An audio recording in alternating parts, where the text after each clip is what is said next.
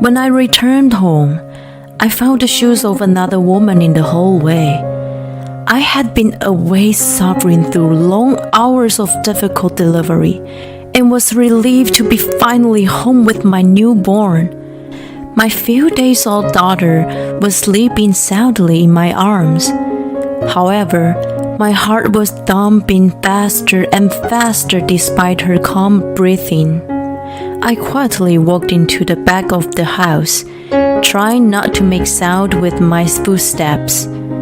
It was probably the only relief that my daughter was asleep. When I got to the bedroom door, I heard my husband and a mysterious woman chatting happily. I was choked by the surge of shock, and my mind went blank.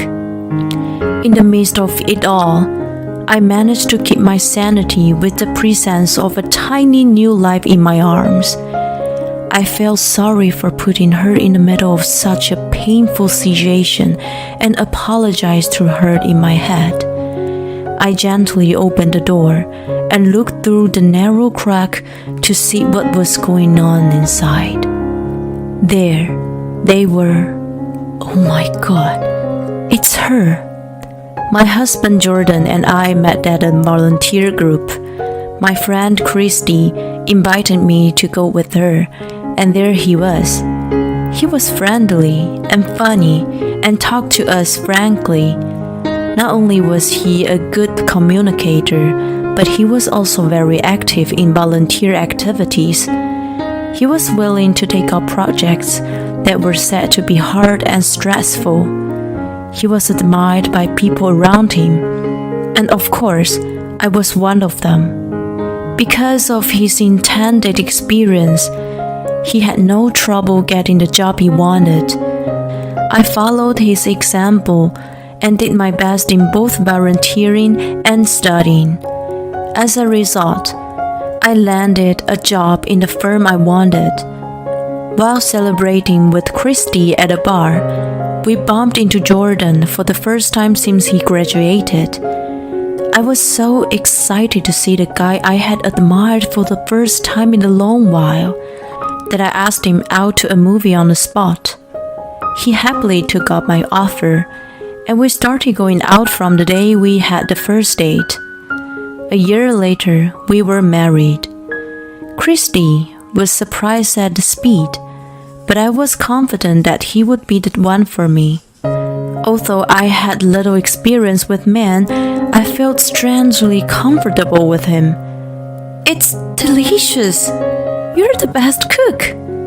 I saw this recipe on SNS and thought it looked good. I'm so lucky that you like cooking. It's nothing compared to your study. It's hard, isn't it? I nodded as I got the gumbo he prepared for me. I was in the middle of preparing for the difficult certification exam. Since we both had a job, we had divided the housework between him for the cooking and me for the cleaning, but I had been leaving the most to him. I was planning to get myself back to the chores after the exam was over. It must have been tiring to take care of the house while working, but he had taken up the extra without a grim look on his face. I was glad to have found a wonderful man. After that, I passed the exam with flying colors. He was happy for me, and I was able to earn more income with the certification. However, our relationship took an unexpected turn. One day, I felt strangely ill and left work early to go to the doctor. There, the doctor told me the unthinkable. I'm back. Hey, hon. As soon as I heard Jordan's voice, I rushed to the front door. He cocked his head to the side as he took off his jacket. What's up? You're in a good mood. Of course. We are having a baby. The reason for my poor health was pregnancy. When the doctor told me, I was surprised, but also overjoyed. Having kids was always on my mind. I was earning more money than ever, so there was no financial strain. I I expect Jordan to be ecstatic to hear the news, but his face turned grave. Congratulations. He walked into the living room, leaving me stunned and disappointed. I told myself that men were like that. As the time went by, feelings of discomfort grew thicker and thicker. I worked until the last minute even though my health was poor. My colleagues told me not to push myself too hard, but I wanted to work as hard as I could. I loved my job that much. Jordan was also in the midst of his busy season, and we both neglected housework. The madness had reached the limit, so I suggested we hire a housekeeper. He then lashed out. Don't waste our money. Why don't you quit your job and do the housework? I couldn't believe my ears at his unexpected reply. From that day on, he stopped doing any chores out of spite. I honestly didn't understand what was going on with him, but I also didn't have the time or energy to discuss it with him. I didn't want to make things worse by saying unnecessary things. If that was the case, I told myself to do the best. I started to take care of the house in parallel with my work. I was sure that he would return to his sweet ways after the birth. One weekend, while pushing my exhausted body to vacuum, I saw something wedged in the sofa. It was Jordan's phone. I picked it up and was about to put it on the table when I heard a yell behind me. I turned around in surprise and saw Jordan glaring at me hard. Don't look at my things! So naughty! I'm sorry, I was just moving it. Whatever, just give it back to me. He snatched the phone away from my hand so viciously that I fell to the floor.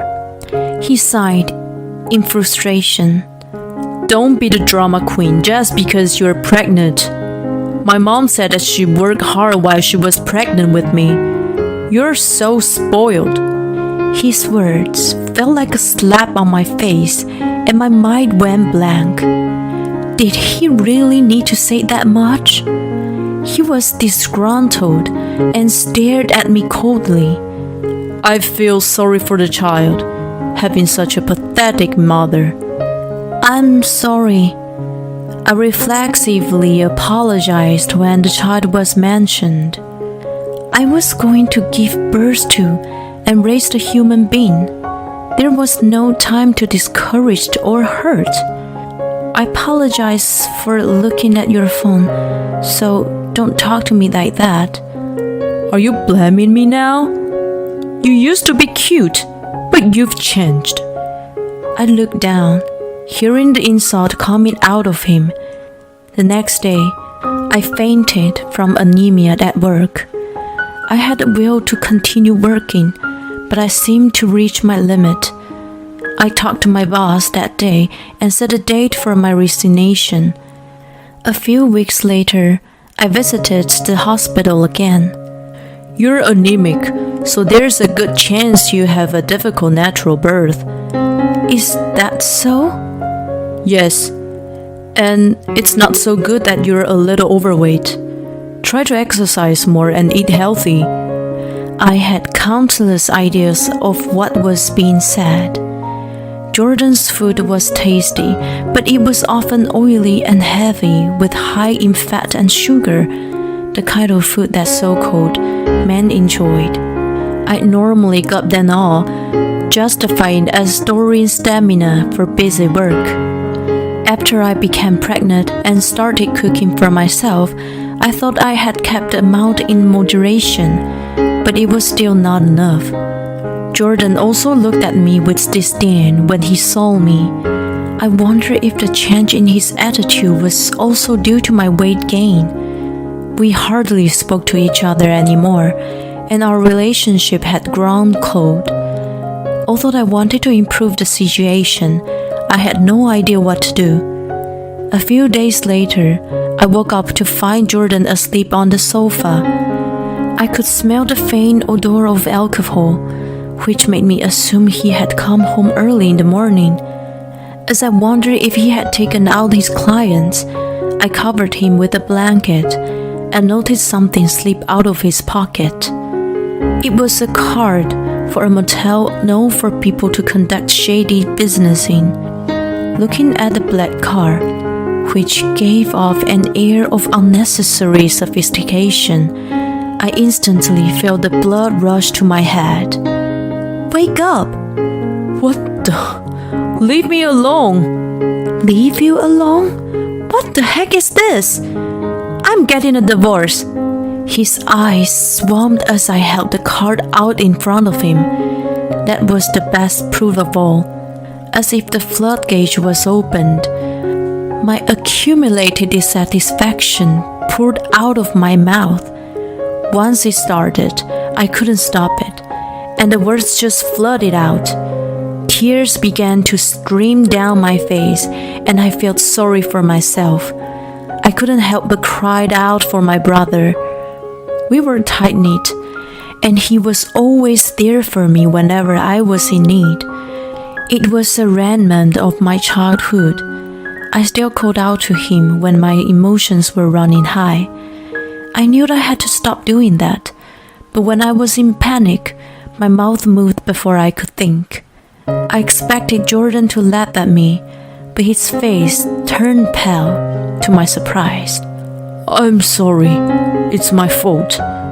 I apologize for everything I've done, and I'll start doing the housework. Please don't mention divorce. It's going to cause trouble for your brother, so please." He got down on his knees and apologized right then and there. Although I was stunned by the sudden turn of events, looking at the top of his head made me angry again. I called a divorce lawyer anyway afterward, and the day ended there. A few months later, I was in the cab headed for the hospital. Contractions started in the morning, so I ran some errands first and headed straight there. Although I had been taking care to improve my health since the doctor's warning, I was going to end up in the hospital for a bit longer. I sent a message to Jordan, asking him to take care of the house and lean back against the seat. Since that day, he had done his best to take care of the house as he promised and had made my life a lot more comfortable. I was well aware that it wasn't because he cared about me. I knew that, so I didn't even ask him to be at the delivery. I was going to give birth alone and raise the child by myself. I was determined to do so and pat my stomach. After the birth and rest, I returned home. My daughter was sleeping comfortably in my arms. When I went inside, I found, as I had expected, the shoes of another woman. I felt sorry to putting her in the middle of such a painful situation and apologized to her in my head. Then I went straight to the bedroom and found Jordan and Christy lying naked on the bed. They both froze for a moment, then started freaking out. "Oh no, this isn't what you think!" "Honey, listen to me!" They ranted and raved, but it was no longer any of my business. "I'll contact you about the alimony and child support later through my lawyer. In the meantime, can you two strangers get out of my house? This is my house." "Strangers?" "Yes, strangers. Come on." "What are you talking about? This is my house too, and I'm not leaving. Anyway, I know you had an affair. If it's not my kid, then there's no reason for me to pay child support." Jordan puffed out his nostrils. Christy, who was a nurse, told him that the gestation period was 40 weeks, so mine was off. He counted backward from my due date and realized that I got pregnant on the day he went on his business trip. That meant that my daughter must have been another man's and not his. He was proud of himself after he said it all, but Christy was looking down in silence. That was not surprising. He was making a big mistake. Seriously? You need to take up proper sex education. Christy, you're a nurse. Please, teach him the right stuff. After seeing her tremble in fear, I turned to Jordan. I explained that the due date was not from the day of implantation, but calculated from the first date of the mother's last menstrual period. I also added that it was hardly ever right on time. There was no way that Christy didn't know that. In other words, she knew and gave him the misinformation, probably to discredit me. Were you trying to get us divorced by blaming me and try to get a share of the property? No way! If you could get a scoop on a popular tax consultant having an affair and getting a divorce, you might have been able to get a lot of money, right? I became a licensed tax accountant while working and then turned my career into writing. I had been writing easy-to-understand articles about finances, and my name was slowly gaining recognition in the industry. I even received an offer to publish the book. Jordan must have noticed that I was making more money than him and was probably planning to take advantage of that. He finally realized the situation he was in. Anyway, we're still married. Oh, about that. I've already served you with divorce papers. What? His stupid face almost cracked me up, but I managed to hold it together. The day I went into labor, I stopped my lawyer's office before going to the hospital. I had already hired a professional to find out the other woman and collect evidence of the affair. The dashcam recorded their candid conversations such as, "How stupid is she not realizing about us? Too bad to divorce, she's loaded now." I found out that he was also spending our savings on her. Get it? My brother bought his house, and it's in my name. You strangers who got nothing to do with it are not allowed to stay here. If you don't start moving, I will call my lawyers and the police. I threw their belongings out the window as I declared. The two finally understood the gravity of the situation and began to get dressed. I shouted at them as they walked out with their tail between their legs. I won't go easy on the alimony. A few months later, "Hey, you're on the TV again. This isn't a muscle training show. I'm a muscle lawyer, you know. Look, Vicky, my biceps." Don't teach her weird things. My daughter, Victoria, and I are living near my parents now. My brother comes over almost every day, and he's always so smitten with Vicky. I bet his client would be shocked to see the talented lawyer sought after on TV melts at the sight of my niece. After that, my brother sent legal documents with a DNA certificates to Jordan's parents. It was proof that Vicky was his legitimate daughter. He also sent a statement of alimony and child support, as well as the reimbursement for the use of the savings. Jordan knew that my brother could easily do something like this, so he simply apologized when I mentioned divorce that day. Although he and Christy resented my brother and left slanderous comments on his SNS and blog, they were immediately sued for defamation. Furthermore, a group of people active on the internet called the Identification Team pinned them down right away. I am not as famous as my brother, but I am recently become known to the public. A popular blogger and the easy-to-understand tax consultant, Sky's ex-husband is a criminal. When I saw the article title, I almost fell over. Christy was also identified in the article, and the image of them she had uploaded to her SNS in the past was revealed. She received bashings and has now quit her job as a nurse. The article prompted my fellow members to the volunteer group to contact me. They say that Jordan had a bad reputation since he was a student. Although he was good to his juniors, he pushed troublesome jobs to his peers. He also always took the initiative in doing the most prominent jobs. The company he wanted to work for was putting a lot of effort into volunteer work, so he only volunteered to score points to get hired. The only reason he was kind to me was because he was a womanizer. He had a tendency to easily get involved with a woman. He is now lining up for a soup kitchen organized by a volunteer group. I hear there's a woman next to him, so it must be Christy. Seriously, I had no sense in choosing a guy.